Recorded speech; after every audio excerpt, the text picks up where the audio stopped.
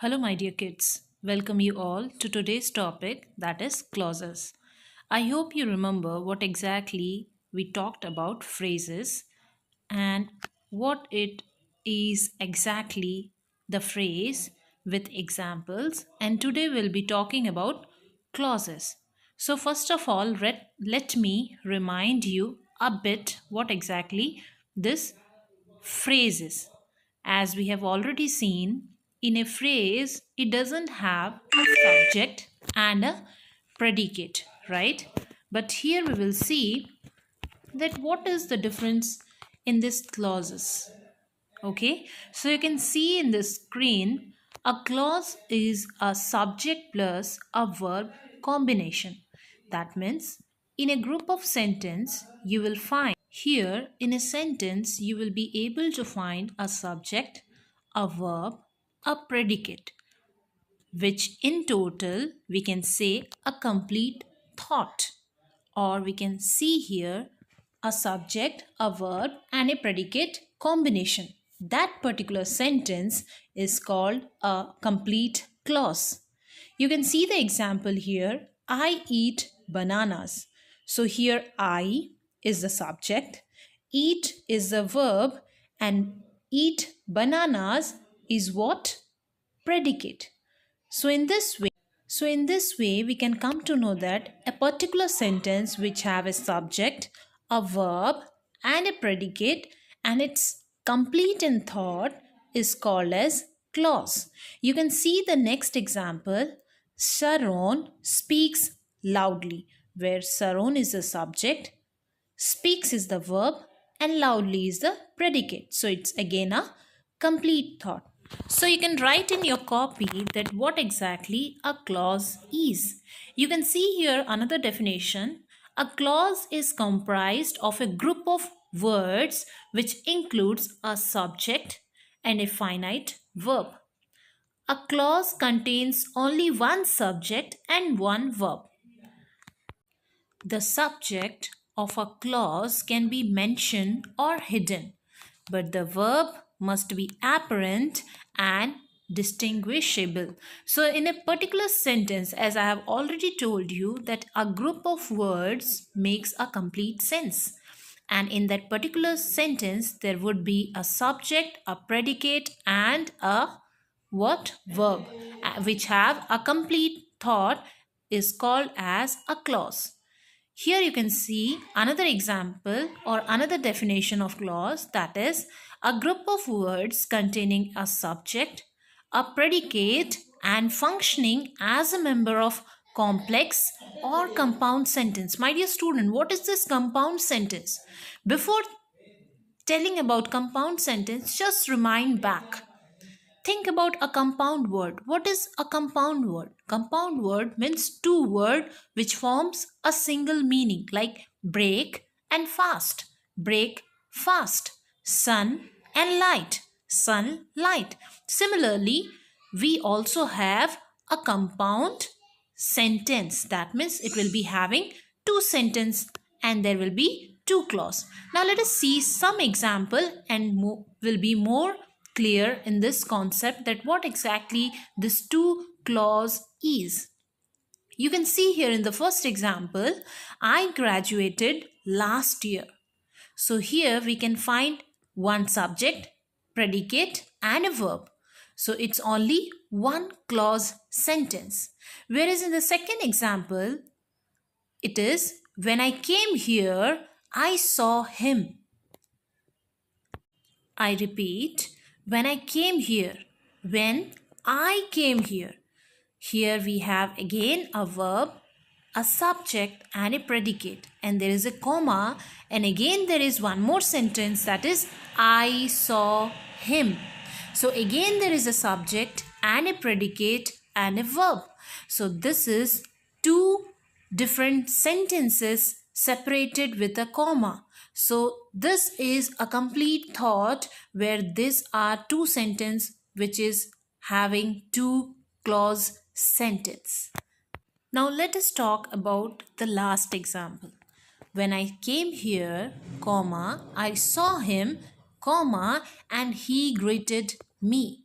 Don't you think, my dear student, there is three different clause here? When I came here, I saw him and he greeted me. I hope this topic is clear to you all.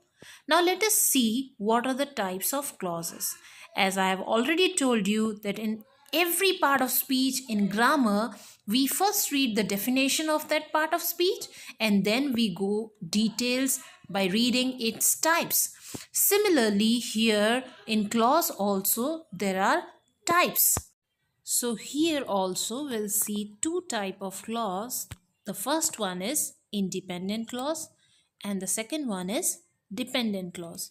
Now we will read that what exactly this independent clause is and what is the difference in this dependent clause. So I hope you are clear in this concept as well. Now let us see what is this independent clause. An independent clause function on its own to make a meaningful sentence. My dear student, don't you think the word itself says its meaning? Independent. That means it doesn't depend on any other word or any other sentence. It is independent clause and it has its own to make a meaningful sentence and looks much like a regular sentence. In a sentence, two independent clauses can be connected by the so in a sentence, two independent clauses can be connected by the coordinators. That means we already read two clauses can be there in a particular sentence. Similarly, two independent clauses can be connected by the coordinators. Now again, a thought will be there in your mind that what is this coordinators? Coordinators means when we connect two different sentences adding and or using and, but, so, or, nor, for, yet is called coordinators. Now let us see some example and will be more clear. Now you can see here, he is a wise man. I like him. Can you do it? So this three example is the example of independent clause. It doesn't need any other clauses to make a meaningful sentence. Now let us see some more examples. Now, I want to buy a phone, but I don't have enough money. My dear student, as I told you, in a particular sentence, there can be two, there can be one, there can be three clauses. And it is connected with what? A coordinator, that is but, right?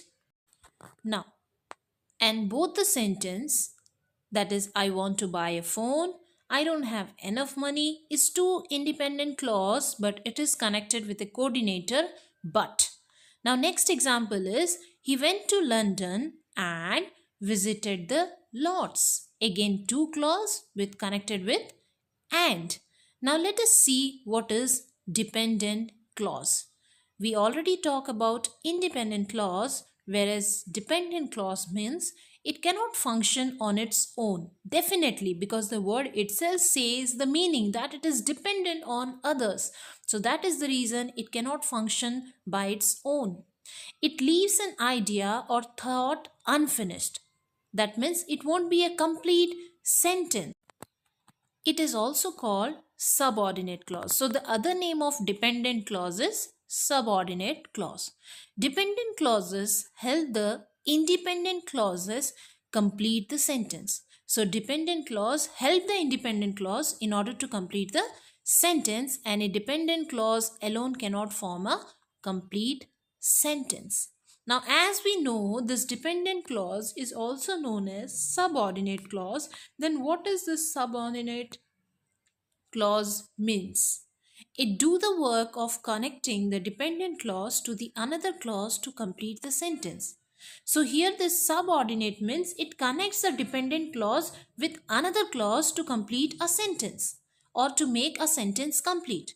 In each of the dependent clause, the first word is a subordinator, and subordinators include relative pronouns, subordinating conjunction, and noun clause markers. So I hope this concept is as well clear to you that dependent clause other name is subordinate clause. So don't get confused, my dear student. Now let us see some more examples.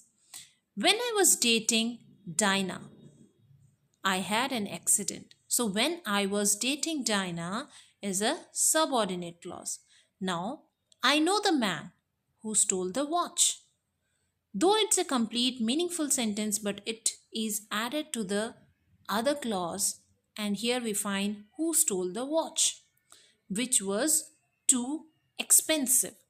Now, if you don't eat, I won't go, though he is out of form.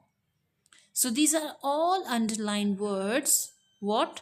The example of subordinate clause. It needs other clause to add and make a meaningful sentence. I hope again this topic is clear to you. So my dear student, it's a humble request to all. Please write it down in your notebook by giving the heading clause, right? Now let us see some more and clarify ourselves. Now, subject plus verb equals to complete thought. I eat, even though it's a combination of two words, but it's meaningful. I eat, right? One is subject, I, and eat is the verb. So again, there is a complete thought. Sarun speaks. Again, it's a complete thought. Sarun is a subject and speaks is a verb. So a clause may include the verb, predicate as well, but it must include at least the subject and verb to be considered a clause. So I hope the concept is clear. If you have any issue regarding this topic, please feel free, my dear student, to ping me up in my personal window. Till then, have a nice day, and last but not the least, please note it down in your grammar notebook so that it will be helpful for further reference. Till then, have a nice day and thank you all.